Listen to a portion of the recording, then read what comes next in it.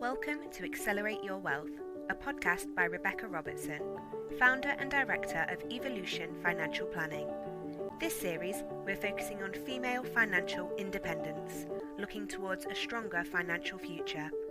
Be sure to let us know your thoughts on the show, and please do connect with us on Facebook, LinkedIn or Instagram, or head over to www.rebeccarobertson.co.uk. Welcome to this special mini podcast show all about my up and coming challenge, the next level. I haven't done a challenge for over a year now, and it feels a bit weird, but I'm glad I'm doing it. I mean, actually, that's not true. It feels weird that I haven't done it, not that I'm going to do it.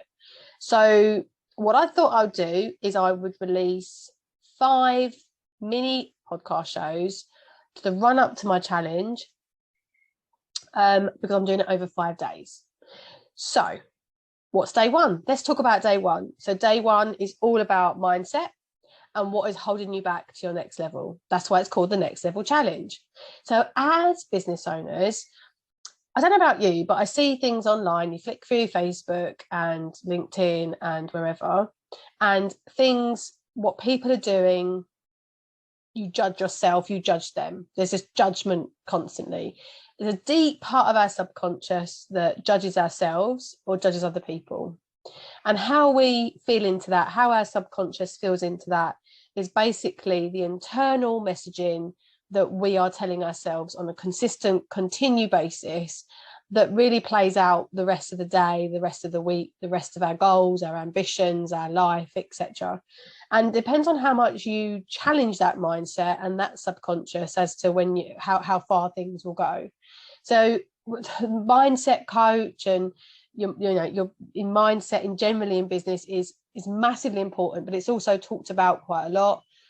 And if we don't really challenge ourselves with some of these mindsets to take that shift or to take the next phase, the next thing that needs to happen, then we will stay stagnant. And that's happened to me on many occasions. I'd sort of plateau or I reach a certain benchmark and it would just feel like, well, I'm not meant to go any further. This is just where I'm meant to be. And there is a level of accepting in that, right? There is a level of going, well, that's okay. You haven't got to be constantly pushing. It's another form of judgment where we're judging ourselves again, that we should be doing this and we should be doing that. And why aren't I earning as much? Or why aren't I flying a private jet? Or why aren't I going on 50 million holidays? But again, that's judging yourself and it could be judging the other person. And either way, it's just not good. It's just not good. So it's really important for us to recognize when we're doing that. So you can go on to your next level, we have to lean into more acceptance, more being grateful for what we've got, putting some positive energy behind that. But what can we start? What sort of things are coming up? So why would we be triggered? Why would that be affecting us? And there's usually 4 reasons. And I talk about this in my book. And that is misalignment, past expectations set by yourself or by others, avoidance, you're avoiding something, or enoughness, you're not feeling good enough about yourself.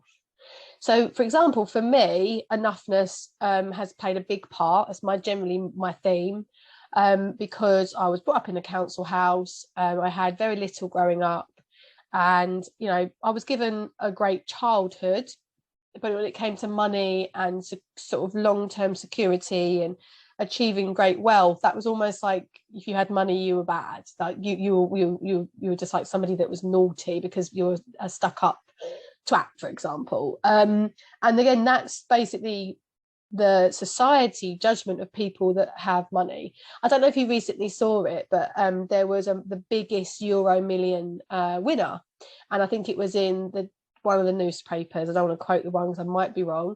They won, what was it, 184 million or something. And the headline was basically implying that they didn't need the money because they already had a £600,000 cottage and lived a comfortable life. And they said that, they actually had quite a nice life.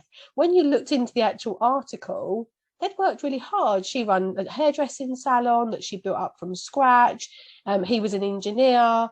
They just basically sold their houses and bought this house and put all their eggs into this one house. you know, but does that matter? Like, again, that's a judgment in society. We're constantly going, well, yeah, they don't really deserve it, they shouldn't have that money, I should have that money, or people with, you know, with less should have that money. And there's just, again, so much judgment around all of that. One of the things that I certainly do was recently that the dress, the Monroe dress, worn by one of the Kardashians, and it was a dress basically by it was obviously worn by Marilyn Monroe, and it was worth something like, I don't know if it was hundreds of thousands, but it was a lot of money anyway. And she couldn't really fit into it. She had to lose a huge amount of weight. It was stitched, special panels stitched into it, into the back to fit her. And you know, it's such an excessive thing to do in this day and age when you're spending that much money on a dress. And there's people dying in Africa, kind of thing. You know, there's people dying on the streets in the UK, and you're spending, you know, again, there's a judgment on my part that they're bad in some way because they're spending their money that way. And that's not the reality. It's their choice what they spend their money on. And we don't have to do the same thing. I don't need to go and buy Marilyn Monroe's dress to feel as good as the Kardashians. And you're seeing more and more big sort of 50 Cent recently talked about he never wants a big house. He doesn't want a big mansion. He bought Mike Tyson's mansion and he hated living in this big house. Like, you should never be chasing other people's dreams. That's where the misalignment comes in. And we shouldn't ever be comparing ourselves and judging it to others, because we get entangled in all that mess. So it's looking at, are you misaligned? Is your judgment coming from a misalignment? You're sort of following out someone else's dreams. You're not doing things actually what's really important to you. You're just going along with what everyone else is doing. Past expectations set by family or set by yourself. Or are you avoiding something, avoiding a feeling, avoiding that maybe if you are, you know, going to be richer, that you'll then be a bad person. And then also around the enoughness. So mine starts a lot with the enoughness, and it sort of spirals into some of these other areas. And that enoughness, for me, I've explained where it comes from, but what I then do is that I see what other people are doing, and I think it's very extravagant. And I think to myself, that will never be me, because I wouldn't say I'm not good enough. It's just almost like that door is shut.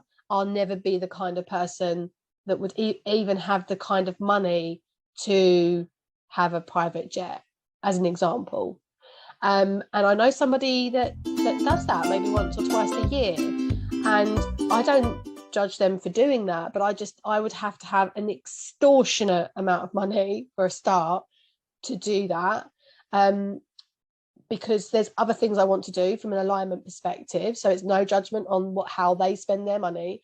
But also it's almost a situation where I just think in my head, like it's almost ingrained that I'll never have that kind of money.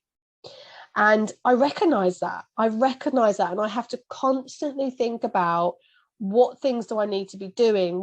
How can I shift that mindset to take me to the next level, to take me a little bit closer to where I want to get to? And it doesn't necessarily always mean financial gain, but the financial gain can help us live a kind of life that we feel comfortable, whether that's getting more childcare, going on a few more holidays, clearing your mortgage quicker, retiring earlier.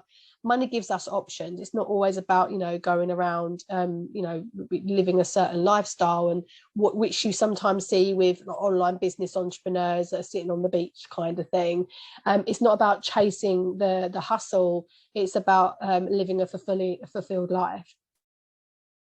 So in the day one of the challenge, I've talked quite a lot about what my feelings are on this subject. Mindset is quite crucial.